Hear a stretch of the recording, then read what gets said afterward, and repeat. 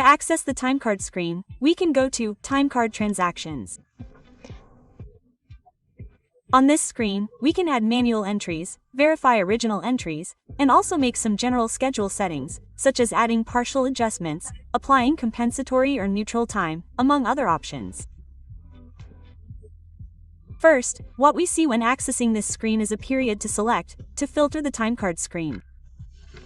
The second piece of information is the employee's payroll number and their name. So, we can change this by clicking on the name field and changing it here, or by typing the employee's payroll number and clicking Update. In these two other fields, in this table, we have a thumbnail of the schedule. So here's the schedule that is registered in the employee's record.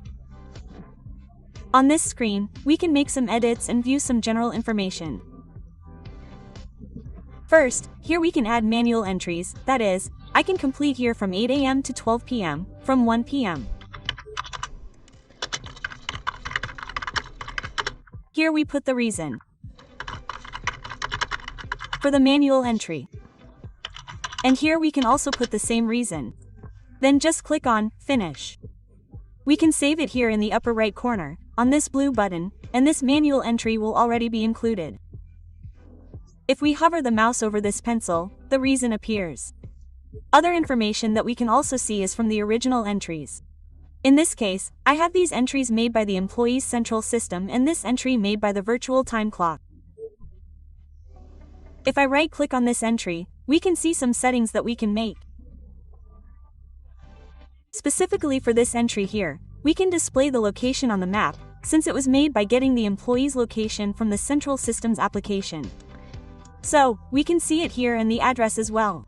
Clicking on any other day, we have some of the same options, which are, in this case, to enter the justification. So, I can enter a justification here by right-clicking, clicking on Enter Justification, and clicking on the justification. Or I can double-click, click on this down arrow and click on the justification. To delete, I can select and click Delete, or even just right-click on a justification and delete it. Another option we have is to edit that day. So you can right-click and edit, or double-click on the day. We can include a partial adjustment. And here, for entries that have already been included, we can right-click and edit the reason for the change. I also have two options, one to move to the previous day and another to move to the next day. In this virtual time clock entry, we can also right-click. Two options will appear. Show location on map and show photo. Show photo will display the photo of the entry made at the moment. Show location on map will also display the location, since the application is capturing the employee's location at the time of clocking in. Here on the right, we have other general settings that we can manually mark on specific days, such as, for example, I can mark the free lunch break only on certain days. I can also mark the compensated time off, the neutral day off, the day off, and the meal break here. Here in the upper right corner, in addition to saving the settings, we have two other options where we can also make adjustments, partial adjustments, and add observations, which can be generated in the timecard report.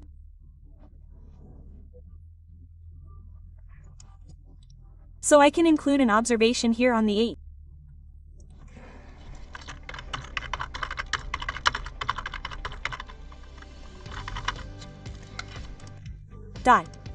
And the other option is to add on call hours.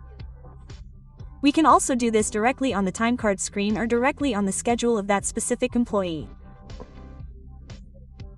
Then the other option is filters, where we can filter by employees, company, department, function, structure, time bank, employee status, whether it's all or only active employees, and sort by other information.